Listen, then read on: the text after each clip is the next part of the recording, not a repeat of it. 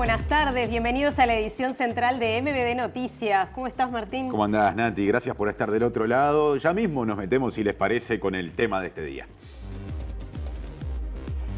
El abuso policial enfrenta al oficialismo y a la oposición. El ministro del Interior, Luis Alberto Heber, afirmó que los 52 casos que ayer denunció el Frente Amplio en una conferencia de prensa seguramente se encuentren bajo investigación en los ámbitos competentes. Sin embargo, el senador frente amplista Charles Carrera dijo que el jerarca hizo caso omiso y que las situaciones señaladas coinciden con denuncias de la Institución Nacional de Derechos Humanos y la asociación que nuclea a las y los defensores públicos. La oposición no descarta otras acciones políticas si Heber no cambia su postura. Bueno, tenemos mucha más información para compartir. En los siguientes titulares. Eso mismo.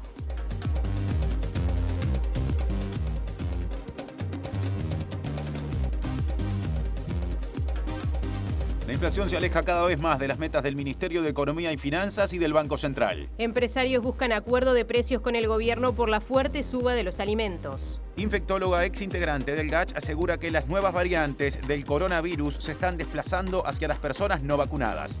6 funcionarios de la Intendencia de Cerro Largo detenidos por presunta maniobra con 100 vehículos de alta gama ingresados de contrabando.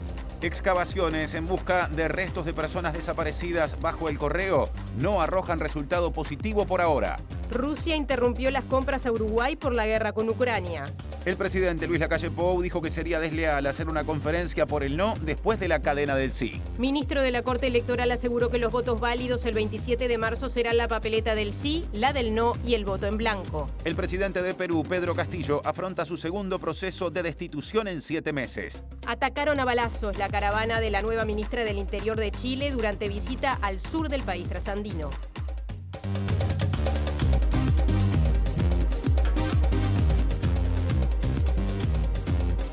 Bueno, Martín, si te parece, empezamos a hacer una recorridita por el exterior de estudios. El móvil de arranque hoy es Mariana Abreu. Mari, ¿cómo te va? Buenas tardes. ¿Cómo andan, Tincho, Natalia? ¿Todo bien? Bueno, hay preocupación por parte del sector empresarial en relación a los mercados internacionales, a cómo está afectando la invasión de Rusia a Ucrania, a los precios de algunos productos, y también hay reuniones entre representantes del gobierno y empresarios por un posible acuerdo de precios voluntario. También expresa preocupación el Partido Colorado, que se reunió y propone medidas concretas como bajar el IVA mínimo de un 10 a un 0%. Enseguida volvemos con estas novedades. Muy bien, Mariana, muchas gracias. Esperamos entonces para conocer toda esa información. Y nos metemos en nuestro tema de esta jornada. Seguramente los 50 que denuncia el Frente Amplio están dentro de los 134 que nosotros decimos que hubo casos de denuncias de abuso. Es inadmisible que un ministro de Estado tenga esta actitud omisa frente a las denuncias, reiteradas denuncias de situaciones de abuso policial.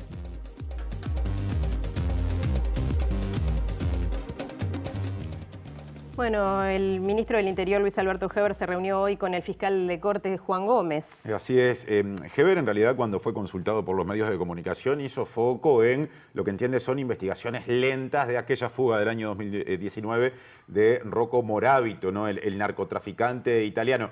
Pero también le preguntaron y algo dijo con respecto a los abusos policiales denunciados. La reunión se extendió durante unos 40 minutos. Si bien se preveía que se hablara sobre las denuncias de abuso policial, en particular tras el informe de la Institución Nacional de Derechos Humanos y la conferencia de prensa del Frente Amplio, el tema se abordó en forma tangencial. En diálogo con la prensa, Heber insistió que la LUC no provocó un aumento de las denuncias por abusos policiales. Si dijimos que hay 134, seguramente los 50 que denuncia el Frente Amplio están dentro de los 134 que nosotros decimos que hubo casos de denuncias de abuso. Ministro, justamente... Entonces, si me permiten responder, como creemos que están dentro de esos 134, tenemos que hacer un trabajo de chequeo con la Fiscalía, porque en muchos casos están en Fiscalía, otros casos tenemos que ver qué instrumentación, qué investigación administrativa hicimos para poder informar al Frente Amplio. ¿Quiere esa información? Ahora por fin tengo por lo menos 50, porque hasta ahora era muy global, sin denuncia. Hay abusos policiales. ¿Dónde? Pero si son parte de los 136, los estamos investigando. Durante el encuentro, Heber dejó en segundo plano las denuncias de abuso policial y expresó su preocupación por la falta de avances de la investigación por la fuga de Rocco Moravito en 2019. Y el Frente Amplio intimó al Ministerio del Interior y le dio un plazo de 30 días para que realice una investigación de urgencia. El senador Charles Carreras dijo que la actitud del ministro Heber ha sido de omisión. Es inadmisible que un ministro de Estado tenga esta actitud omisa frente a las denuncias, reiteradas denuncias de situaciones de abuso policial. Y también aprovecho la oportunidad para decirles, ¿es toda la policía? No, no es toda la policía. Hay muchísimos policías, la gran mayoría de policías actúa apegado a la Constitución, actúa apegado a la ley en defensa de nuestros habitantes. Hay una minoría que tiene este accionar indebido y lo que necesitamos nosotros es conducción. Lo que se necesita es conducción de parte del Ministerio del Interior que hoy no existe. Ahora lo que corresponde es que el ministro le dé instrucciones a cada uno de los jefes departamentales de policía y le digan, bueno, vayan al juzgado, vayan a la fiscalía y averigüen, investiguen sobre esta situación. Si en 30 días no hay respuesta de parte de la cartera, el Frente Amplio se acercará a los juzgados a solicitar que se investigue. En este caso nosotros vamos a actuar en defensa de esas personas que son más débiles y no tienen la accesibilidad que tienen otros para poder denunciar y perseguir estas acciones indebidas. El senador y exsecretario general del Ministerio del Interior dijo que la baja en los delitos no fue efecto LUC, sino que fue efecto pandemia y que con el incremento de la movilidad hay un incremento de los delitos de homicidio. Podemos decir que desde el 1 de julio del año pasado a la fecha hay más de un delito de homicidio por día. Si nosotros comparamos enero-febrero 21 con enero-febrero 22, hay un incremento del 32% de los delitos de homicidio. Hablamos que el año pasado, enero-febrero, fueron 49 homicidios, desgraciadamente, este año fueron 63, es decir, existió un incremento del 32%. Si comparamos febrero contra febrero, existió un incremento del 83%, desgraciadamente. El año pasado fueron 18, este año fueron 33.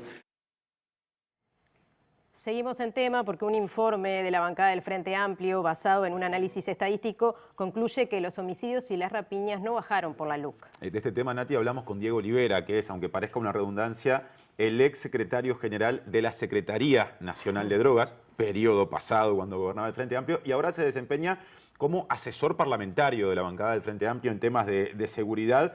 Y dijo que los dos delitos mencionados están subiendo y que las caídas mayores coincidieron con momentos en los que había bajado la movilidad.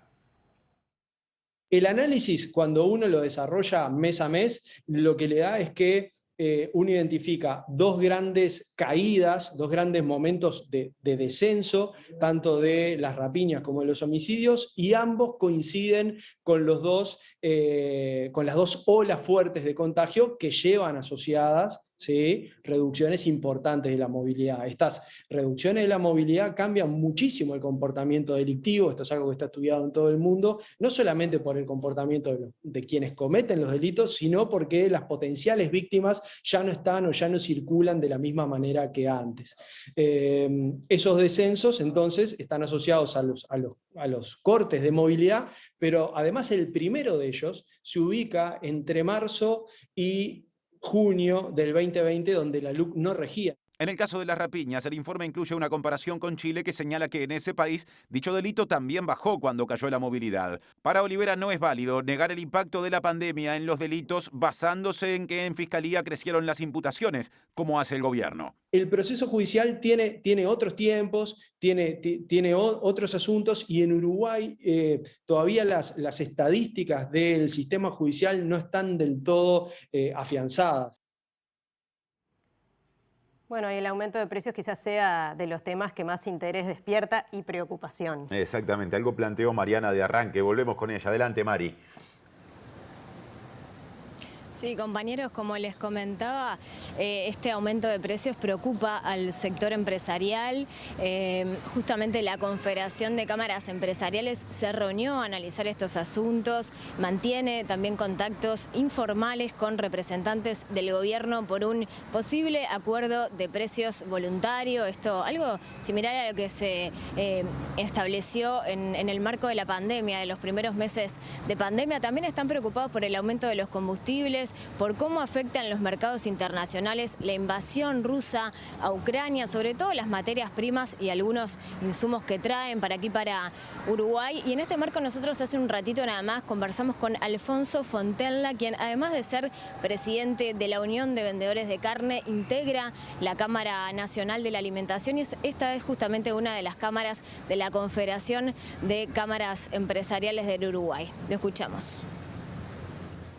Es más saludable que la imposición, que el gobierno haga algún tipo de control de precios. Eso lleva siempre a especulaciones, lleva siempre a escasez de determinados productos. Ese tipo de cosas que ya hemos pasado en el pasado, no creo que tienen que volver a repetirse. Yo creo que acuerdos de precios en los últimos años se han hecho varios y se han respetado, y así han sido beneficiosos para... Informalmente sí, hemos tenido algún tipo de reuniones y veremos a ver con el representantes del gobierno también, donde bueno, nos propondrán algún tipo de soluciones y a ver a qué llegamos, a qué nivel de entendimiento llegamos con nuestros proveedores, por ejemplo, y bueno, ver la posibilidad de poder tener algún tipo de precios prefijados, por lo menos por un cierto tiempo, que dé una cierta estabilidad en la economía para que bueno, este IPC que se aceleró un poco más en estos últimos 2 meses, vuelve a decrecer y vuelva a sus carriles más normales, ¿no?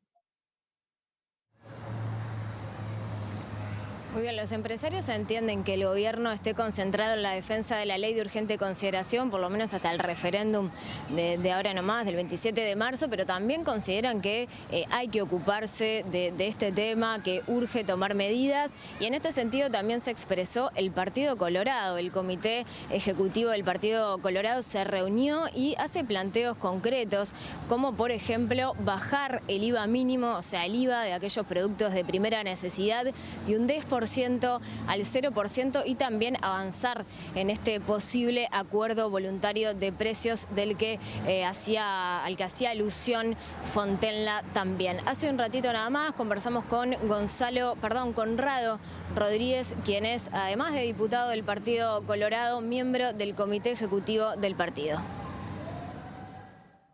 En ese sentido, como impacta en los precios a nivel nacional, en productos que son básicos, como puede ser todos los productos panificados y también productos de primera necesidad, sentimos de que podemos llegar a lograr un abatimiento o de mitigar estas subas a través de determinadas medidas. Una de ellas la está considerando el gobierno, que es la posibilidad de hacer acuerdos con la cadena de supermercados. En ese sentido, nosotros apoyamos esa posibilidad, porque ya se ha hecho en el pasado, incluso los gobiernos del Frente Amplio lo hicieron en algunas ocasiones, del año 2020, cuando vino la pandemia, y se dio en productos básicos, y eso fue muy importante. Así que no estaría bien bueno, la posibilidad de lograr estos acuerdos. Aparte de estos acuerdos, lo que están analizando nuestros técnicos es la posibilidad también de bajar la tasa básica del IVA del 10% al 0%. Esto es para algunos productos que tienen justamente la tasa básica del 10%. Entre ellos puede estar algunos cortes de carne, el pescado, la galleta de campaña. Hay una cantidad de productos que tiene el 10% del IVA, que nosotros estamos analizando la posibilidad de, bueno, de tener una medida bien concreta ahí para que se puedan bajar estos precios.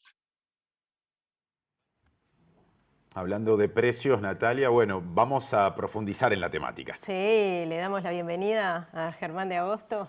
¿Cómo estás, Germán? ¿Cómo andan? ¿Todo bien? Todo bien. Decíamos que era uno de los temas de mayor preocupación seguramente para todos. Eso no distingue, ¿no? Sí, tal cual. En este contexto que donde ya había presiones, se suman muchas más presiones sobre, aparte, los componentes más sensibles de la canasta, y eso empieza a disparar, como recién estábamos viendo, bueno, un conjunto de planteos para ver qué medidas adoptar para mitigar, por lo menos transitoriamente, este problema que, corre el riesgo de ser algo transitorio que se puede alojar de forma permanente en los precios, ¿sí? Y generar de vuelta un repunte inflacionario jalonado por la parte de los alimentos, que eso tiene el componente más problemático del efecto regresivo que tiene. Entonces, hoy lo que estamos viendo es una corrección al alza de las perspectivas, ¿sí? Ahora, si lo vemos en la primera placa, lo que vamos a ver es la evolución de la inflación hasta el último dato, y lo que tenemos es efectivamente cómo ya los analistas empiezan a corregir las perspectivas y justamente la inflación se comienza a alejar de lo que es la meta oficial del gobierno, que era de 5,8 para el cierre del 2022. ¿Y por qué es relevante la meta? Porque justamente los lineamientos para la negociación colectiva estaban justamente basados en estas metas que, como habíamos analizado varias veces, eran ya muy ambiciosas como punto de partida, pero muchos más lo son a la luz de lo que el evento que estamos transitando. Entonces, hoy por hoy, la inflación se va a mantener por encima entre el 7,5%, incluso podría cerrar por encima del 8%, ¿sí? Lo que marca justamente el desvío que tenemos y el impacto que eso va a tener sobre la recomposición salarial. Efectivamente, según las últimas estimaciones, el 2022 podría ser el tercer año con pérdida de poder adquisitivo, tanto para los salarios como para las pasividades. Y justamente lo que nos muestra este gráfico es esa distancia en relación a la meta oficial. Y esto, sí, decía simplemente, o pensaba nomás en voz alta, esto pese a que hay algunos aumentos en curso producto de los últimos acuerdos en consejos de salario.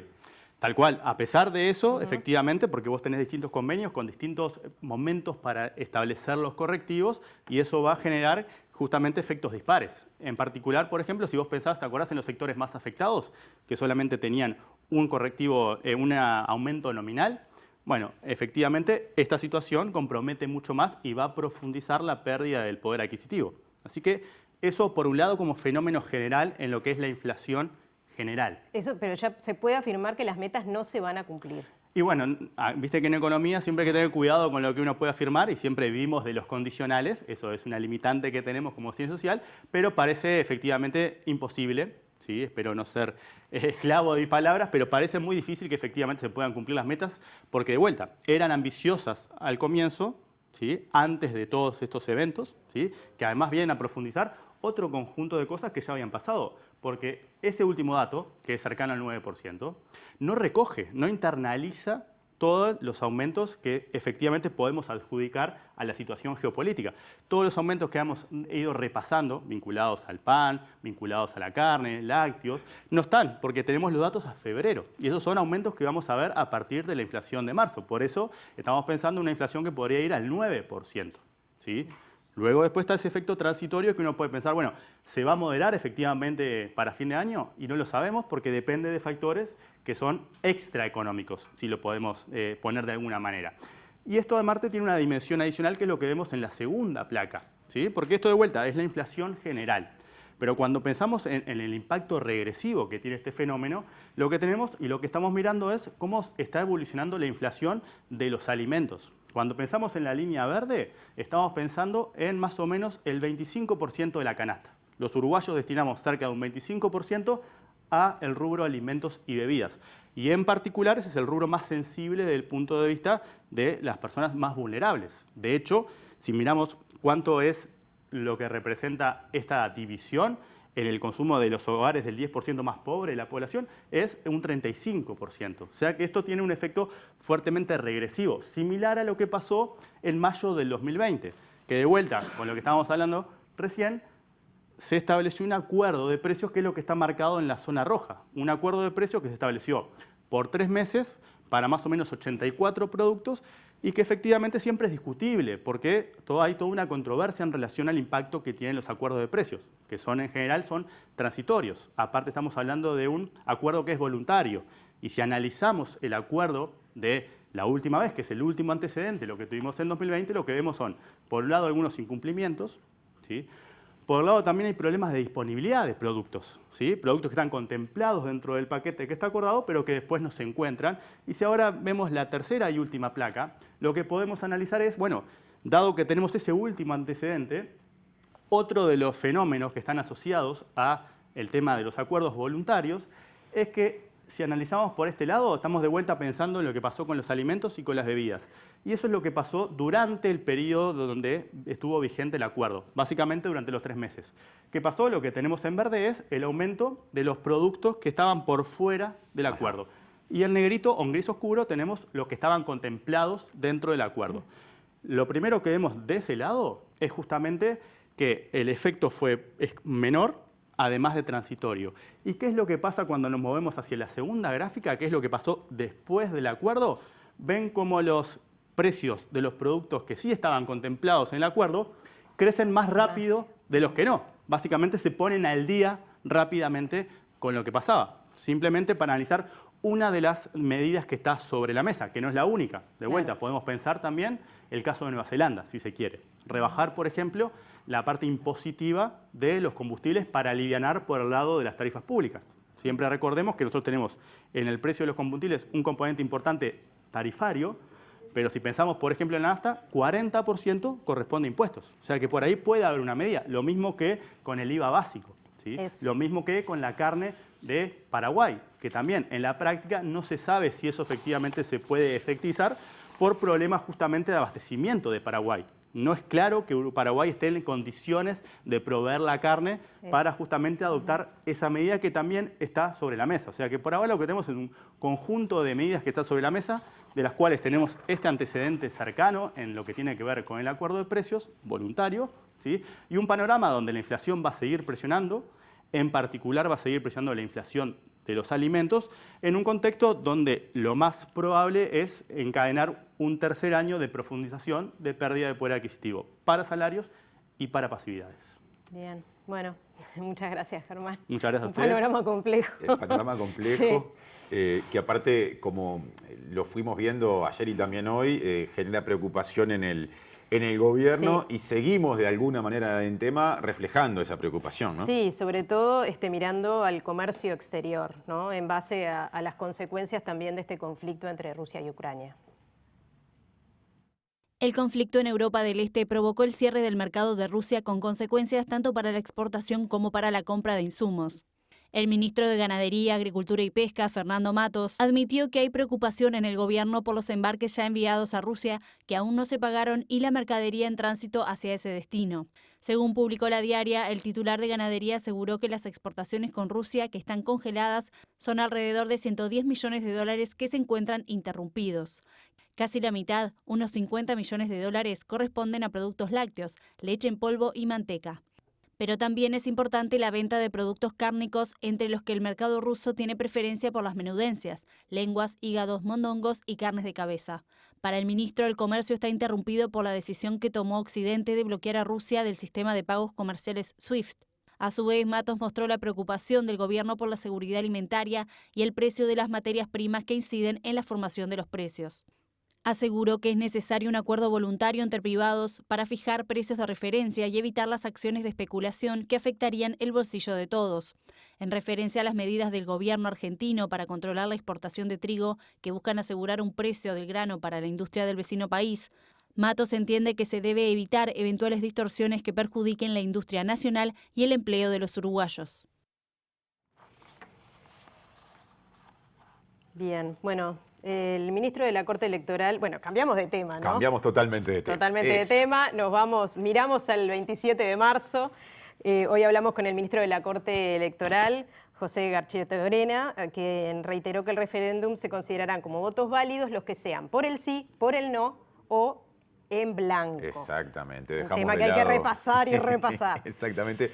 Los votos anulados quedan de lado. Y esto es muy importante porque en función de lo que estableció el legislador, como se dice habitualmente, cuando se reglamentaron o se hizo la normativa vinculada con los referéndums, para que la opción que propone dejar sin efecto, que en este caso es la del sí, obtenga la victoria, debe superar al resto de los votos válidos, o sea, a la suma de los del no más los votos en blanco.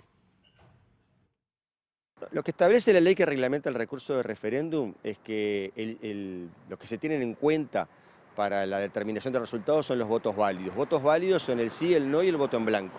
Y lo que establece la ley también es que para que el sí triunfe tiene que ser la mayoría, la mitad más uno, de los votos válidos, esto es, de los votos sí, no y en blanco.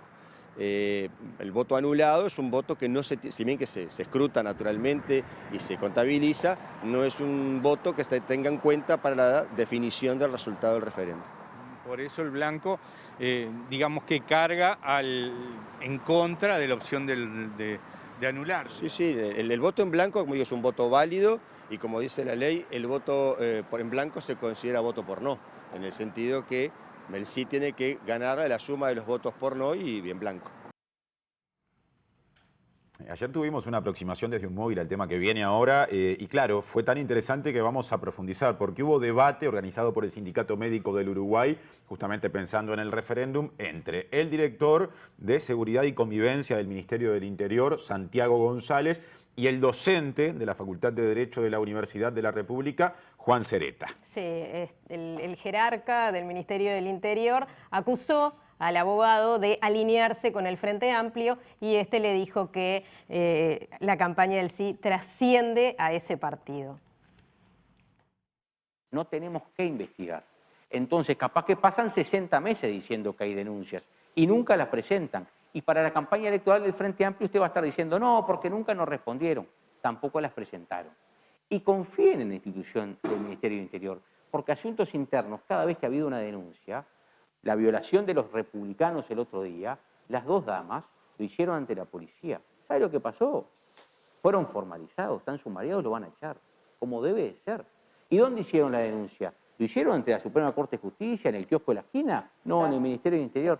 Confíe un poco más en las instituciones, doctor. No, en ese caso confío mucho en el consultorio de la facultad, que es el que está defendiendo. Pero el consultorio de la facultad no tiene nada que ver con las denuncias. Tiene, porque yo no me voy a hacer responsable del Frente Amplio ni del ministro de Economía, porque no tengo nada que ver. Usted siempre intenta buscar un vínculo con un partido político. Y bueno, son los que defienden el sí.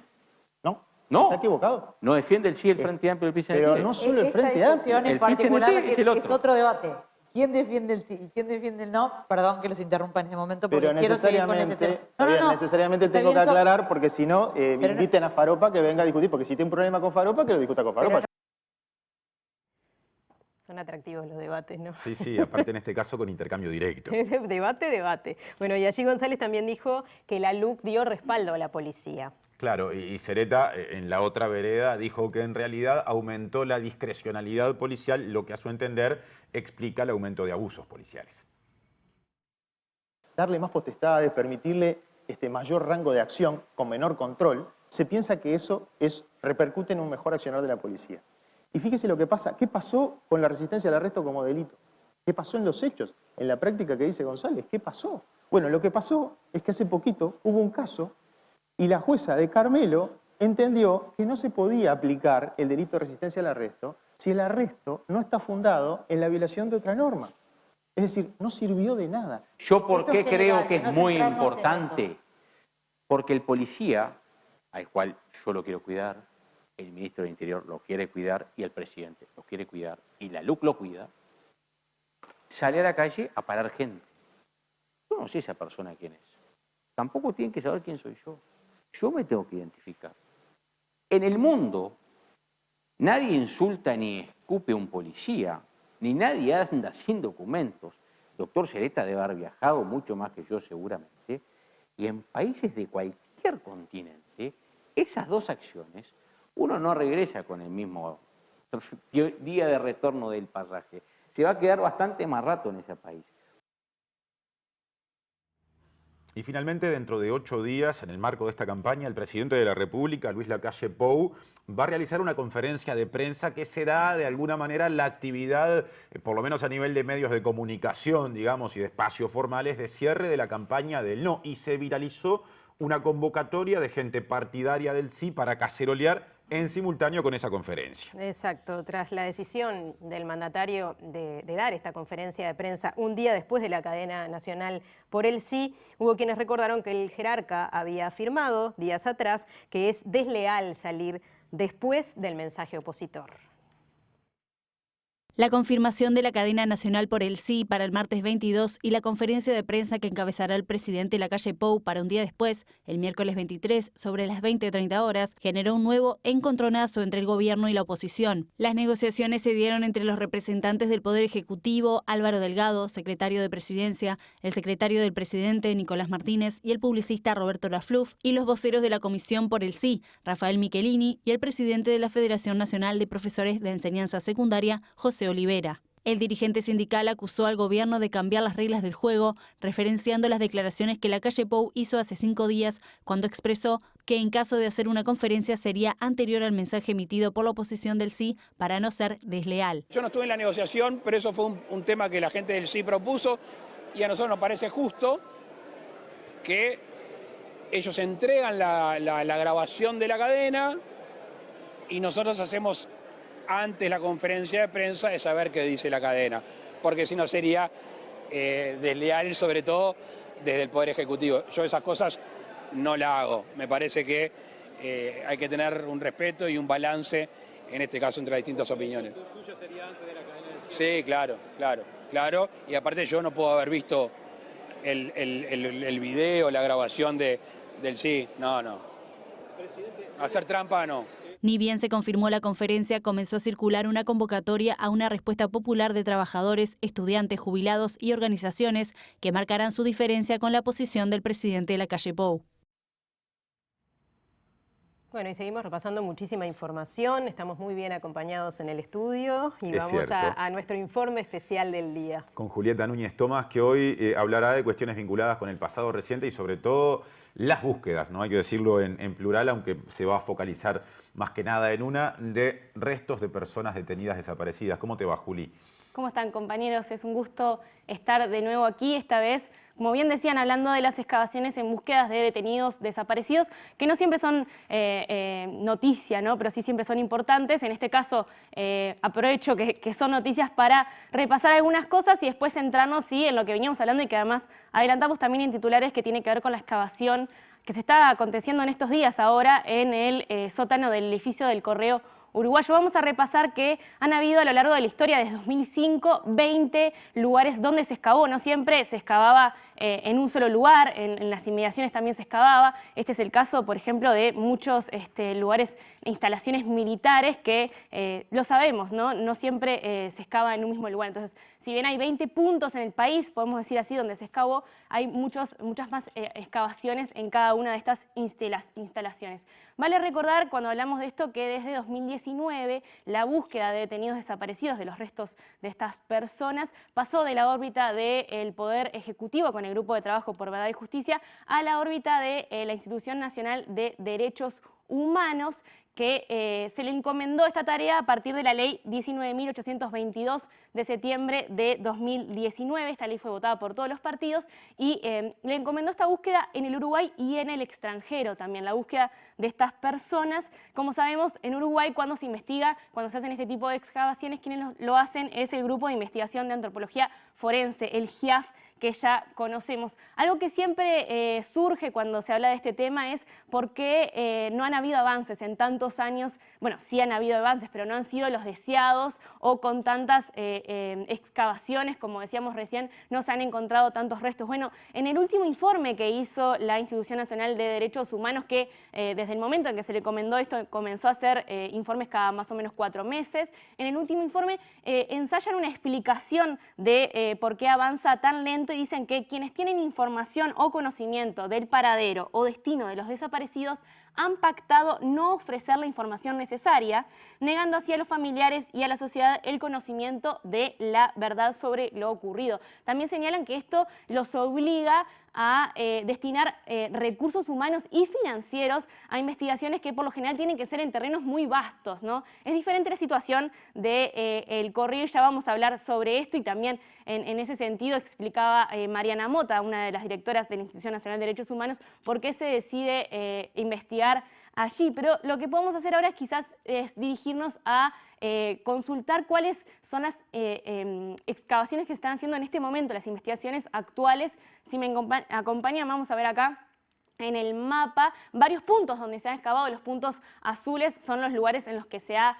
excavado y los puntos rojos son en los que se está excavando, se está investigando actualmente. El que está más arriba, que es Toledo, es el batallón de infantería paracaidística, es compleja esa palabra, número 14. El que está cerca de la zona de Peñarol es el batallón de infantería número 13. Y el más abajo, el más cercano al centro, es el que decíamos recién, que es la sede del edificio del Correo Uruguayo. Estos dos puntos que están allá arriba son de especial interés y se sigue investigando aún hoy porque allí se encontraron restos óseos de personas detenidas desaparecidas.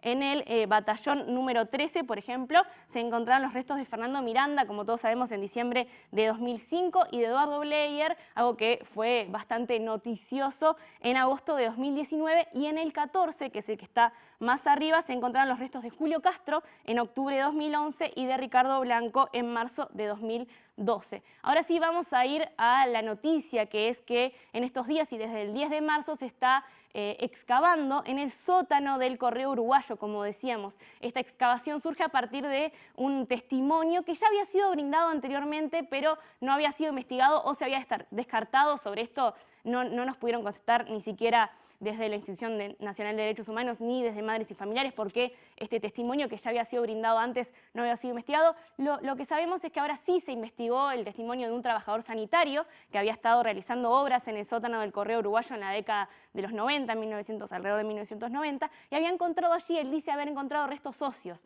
Entonces ahora sí la Institución Nacional de Derechos Humanos decidió investigar allí, y vamos a escuchar, como decíamos recién, las palabras de Mariana Mota, una de sus directoras, que además es quien lleva adelante esta tarea que le encomendó la ley de buscar desaparecidos junto con Wilder Tyler.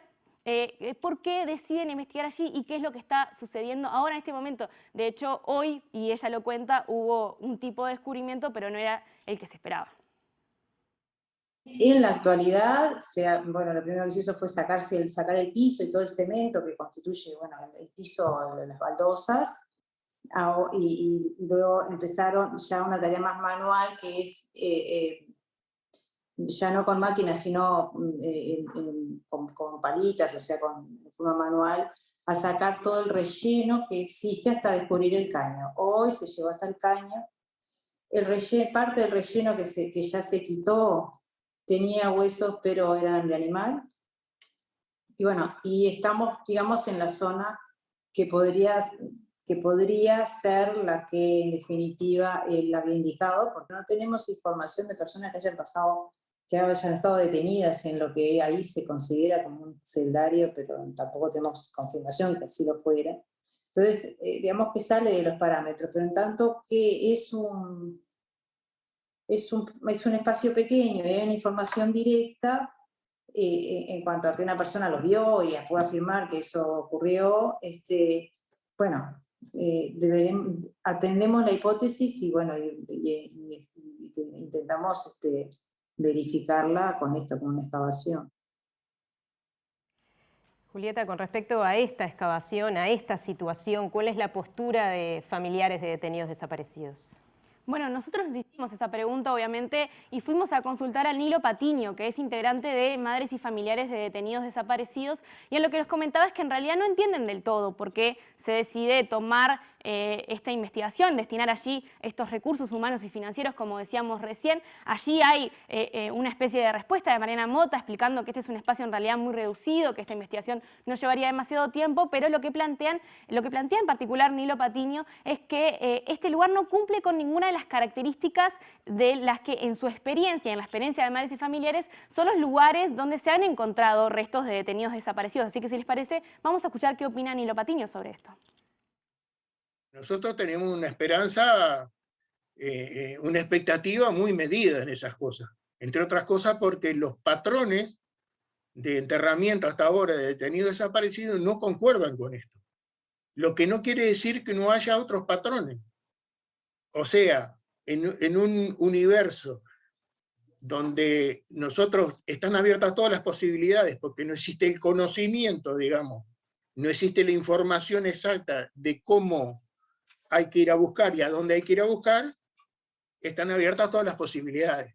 Lo único que tenemos nosotros es la experiencia de lo que se ha hecho y lo que se ha encontrado.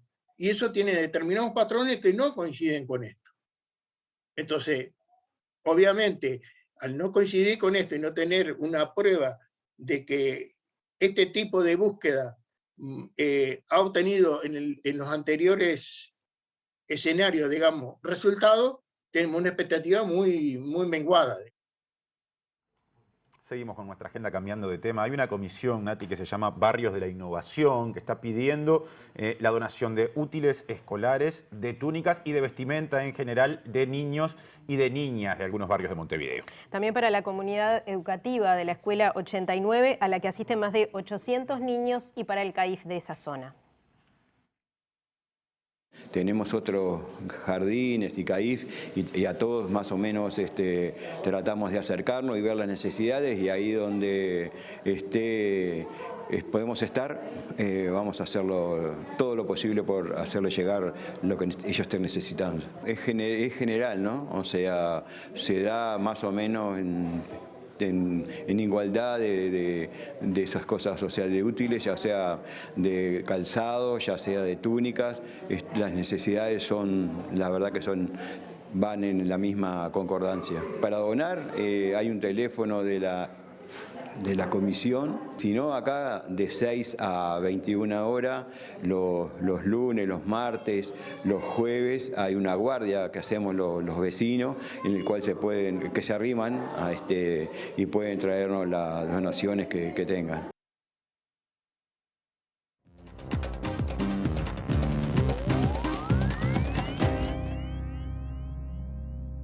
Bienvenidos al capítulo internacional que naturalmente lo comenzamos en la crisis ucraniana, porque hoy el presidente de ese país, Volodymyr Zelensky, afirmó que ha asumido que su país no va a formar parte de la OTAN, a pesar de que las puertas supuestamente siempre estuvieron abiertas. Por otro lado, y en el escenario de la guerra, sigue el asedio a Kiev, que va quedando rodeada. Hay un toque de queda en este momento que se ha decretado por parte de las autoridades, al tiempo que hoy llegaron los primeros ministros de Eslovenia, República Checa y Polonia para dar apoyo al gobierno ucraniano. Eso en el escenario de la guerra. También en el puerto del Mar Negro de Odessa esperan de un momento al otro el asedio de las tropas rusas.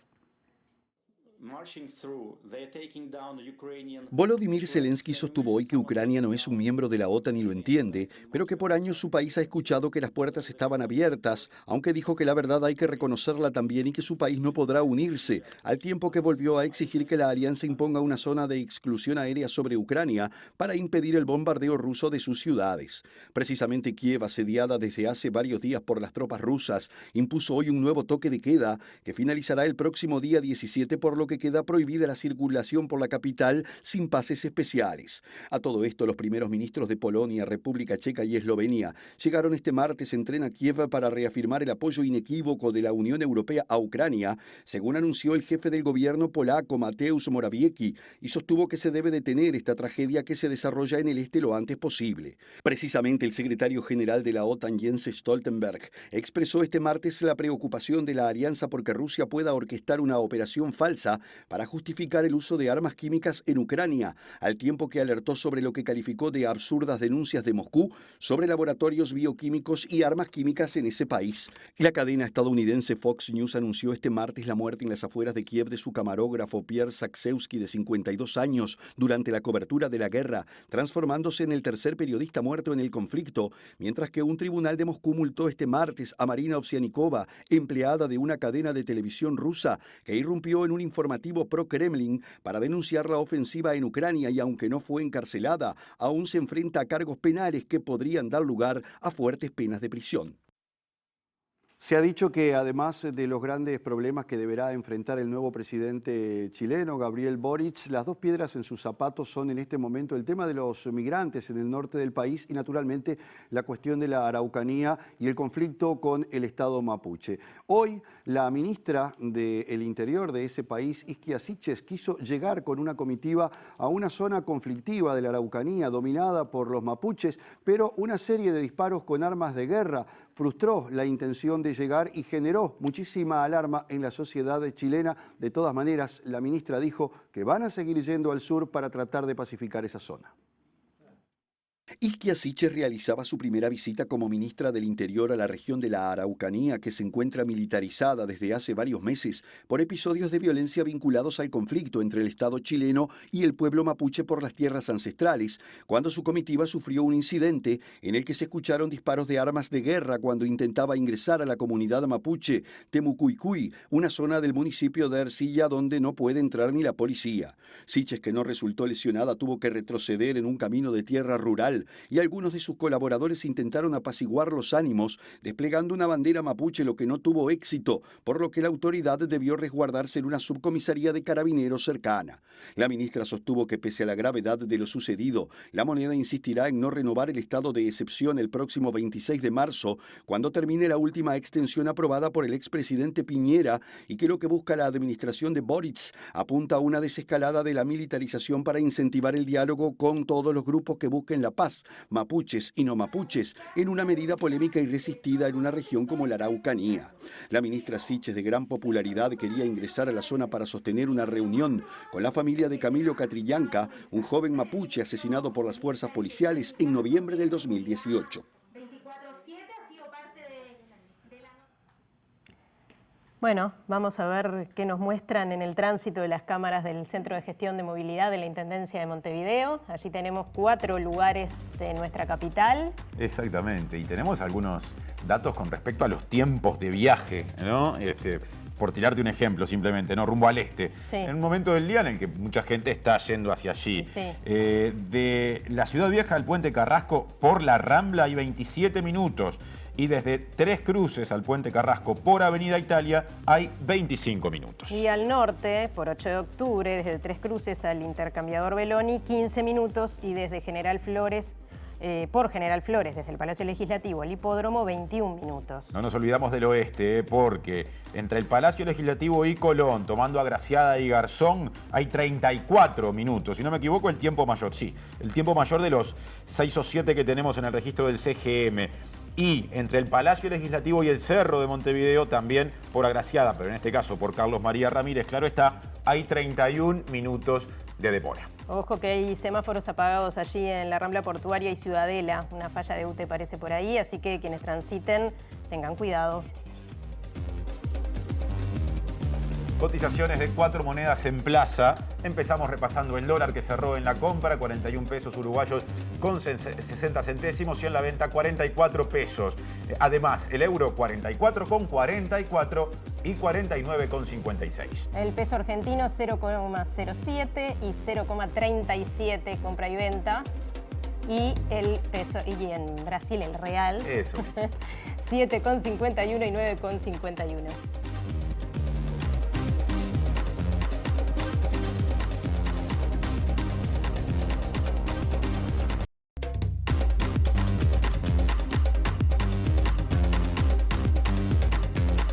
Segundo bloque de MBD Noticias. Nati. 17 personas fueron detenidas esta mañana por una presunta maniobra delictiva con vehículos de alta gama en la que están involucrados funcionarios de la Intendencia de Cerro Largo. Efectivamente, les contamos que la fiscal de Cerro Largo de segundo turno, Leticia Siqueira, está llevando adelante la investigación al respecto. Las 17 personas involucradas fueron detenidas esta mañana, como decíamos, tras varios allanamientos en Montevideo, Ciudad de la Costa, Piriápolis y Melo. 6 de ellos son funcionarios de la Intendencia de Cerro Largo, varios vinculados al área de tránsito. 100 vehículos entre automóviles de alta gama y motos de alta cilindrada que ingresaron desde Brasil fueron identificados justamente como parte de esta maniobra. La fiscal, que trabajó con el Departamento de Inteligencia y de Automotores de Interpol, tiene 48 horas desde la detención para decidir si imputa o no a los detenidos. Ahora cambiamos de asunto porque la epidemióloga e infectóloga Mónica Pujadas dijo esta mañana en Ciudad Vieja que es muy importante vacunar tanto a los niños como a las niñas contra la COVID-19 porque las nuevas variantes del coronavirus se están desplazando hacia las personas no vacunadas. La especialista recordó que la Organización Mundial de la Salud alertó que todavía no ha finalizado la pandemia y que seguramente nos tengamos que acostumbrar a vivir con este virus. Lo que está pasando y el riesgo que nos trae esta evolución de la epidemia es que nuevas variantes como ya pasó con Omicron, por ejemplo, se desplacen y ataquen sobre todo a población no vacunada, dentro de ellos los niños. Habiendo entonces una herramienta segura como es la vacuna, ya aprobada para los niños desde 5 años en adelante a toda la población, digamos, realmente es muy importante que adhieran y que la gente vacune a sus niños como una medida de protegerlos, así como nos estamos protegiendo todos los demás, y porque ya fue claramente demostrado los beneficios de la vacunación. Y seguimos ahora metiéndonos en algo que le da continuidad a lo que empezamos a desarrollar ayer con respecto a lo que dejó el carnaval, Nati. Juanchi, ¿qué nos toca hoy? Nos toca humoristas, el humor. En carnaval los chovis resultaron ganadores del primer premio en la categoría de humoristas y básicamente lo logran por una segunda humorada que fue realmente una bomba. En ese momento los chovis se transforman en un conjunto de parodistas, tucetors, salados, un recurso que ya han usado en otros carnavales y bueno, esos parodistas son muy erráticos, toman malas decisiones, tienen mal gusto, bailan mal y además se les da por hacer la parodia del hombre invisible. Por lo tanto, los personajes no se ven. Es realmente increíble cómo con una idea que parece muy simple logran el humor los chovis de una manera mortal, fundamentalmente en la liguilla, aprovechando la jornada en la que había teatro de verano lleno y con un espectáculo que, repito, hizo reír muchísimo. Obviamente, cuidaron los aspectos técnicos, los chovis, algo en lo que vienen mejorando en los últimos años y lo más importante, el fundamento de la categoría, fue el conjunto de humoristas que más hizo reír, por lo tanto, más que merecido el primer premio de estos chovis, versión 2022, que además no contaron con Leonardo Pachela sobre el escenario, una de las figuras que más engancha con el público en materia de humor y, más allá de eso, igual lograron su cometido en materia de concurso. Los dejamos con un fragmento, además de esta humorada parodia, un breve fragmento de este hombre invisible de los chovis. Hola, soy el hombre invisible y les voy a presentar a mi familia. Ella es mamá invisible. Hola, soy mamá invisible. ¿Cómo estás, hijo invisible? Hola, mamá invisible. Hola, mamá. Y allí llega papá invisible. Hola, hijo invisible. Hola, papá. Nos estamos besando. Hola, mamá invisible. Hola, papá invisible. Nos estamos besando, pero también en la boca. Y por último llega él, el Benjamín de la familia. Johnny, mi hermano menor invisible, y viene montando en su bicicleta.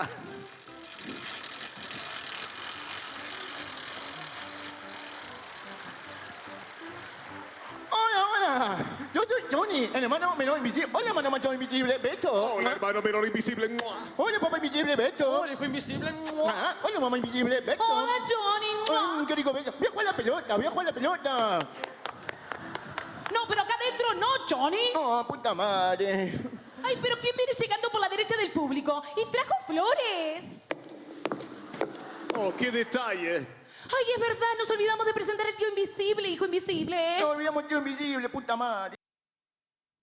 Bueno, está para quedarse mirando rato, pero tenemos que seguir porque tenemos todavía más información, porque en este caso una linda, una policlínica móvil de la Intendencia de Montevideo que está instalada en estos días en el barrio Santa María Eugenia, ubicado en el municipio F. Por supuesto que además de brindar la tarea de salud, el seguimiento y la asistencia normales en ese tipo de ámbito, también en este caso, y esto es muy importante, realiza asesoramiento con respecto al acceso a otros servicios públicos.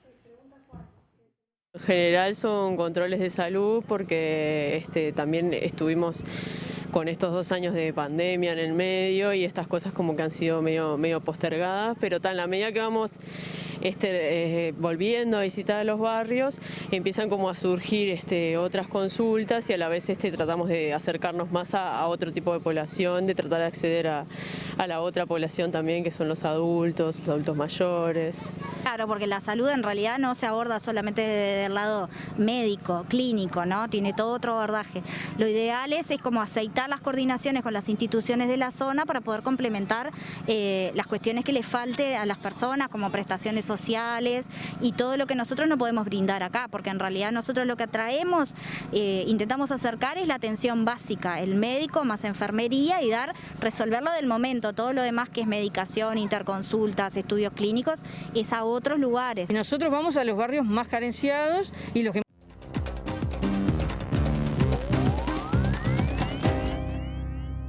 Recién hablábamos del episodio que le tocó vivir a la ministra del Interior chilena, Isquia Siches, en la zona de la Araucanía. Y es que el gobierno de Gabriel Boric tiene 14 mujeres en su gabinete, integrado por 24 ministros. Ha superado incluso esa paridad de género de la que había hablado. Pero seguramente lo más emblemático de todo este proceso fue la llegada al Ministerio de Defensa de Maya Fernández Allende, nada más y nada menos que la nieta del expresidente Salvador Allende. Todo un símbolo.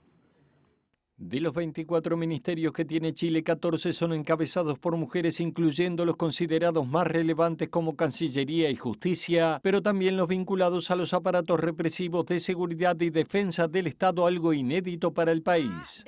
La médica cirujana Isquia Siches Pastén es la ministra del Interior y por tanto jefa del gabinete del presidente, mientras que Maya Fernández Allende está a cargo de defensa. Es la nieta de Salvador Allende, el presidente de Chile, muerto el 11 de septiembre de 1973 durante el golpe de Estado comandado por Augusto Pinochet. Así la recibieron ayer cuando ingresó a la sede ministerial en una imagen que recorre el mundo por el simbolismo histórico y el cambio de época que representa. ¡Vista a la derecha! ¡Atención presente!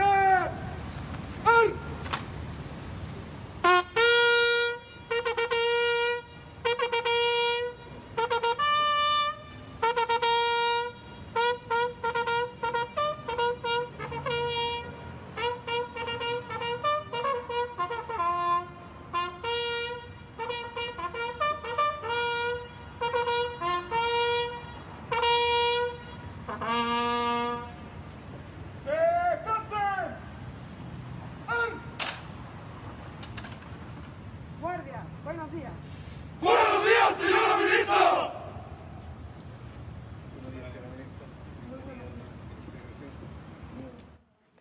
Bueno, 23 grados a esta hora en Montevideo, preciosa tarde. Sí, es cierto. Vamos a ver qué dice Inumet con respecto a las próximas 48 horas, quizá un poquito más, 72 horas. Ahí está, mirá, nos metemos primero en el miércoles.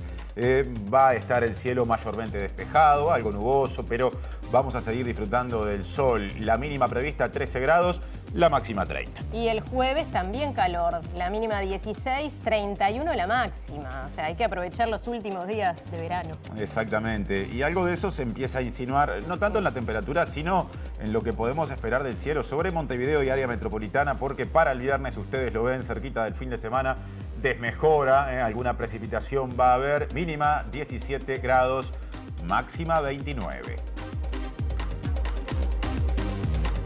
Bueno, muy bien.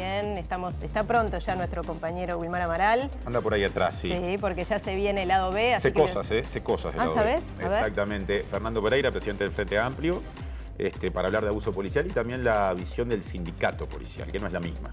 Muy bien. Bueno, los dejamos, entonces nos despedimos. Exactamente. Así viene rápido Wilmar Amaral, los dejamos con las principales noticias del día. Que pasen lindo.